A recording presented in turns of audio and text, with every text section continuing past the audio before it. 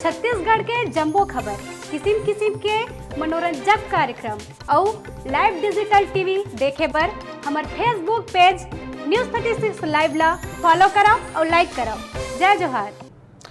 बालोद में गुरूर विधानसभा क्षेत्र के विधायक संजय सिन्हा गुरूर ब्लॉक के ग्राम पंचायत दरगहन में लाखों रुपया की लागत ले बने साहू और महार समाज के नवा भवन सहित प्राथमिक शाला में बने किचन शेड के लोकार्पण करे। ये मौका में सरपंच रजनी कल्याण गोस्वामी, पंच सहित अनेक जनप्रतिनिधि और ग्रामीण मन मौजूद रहे।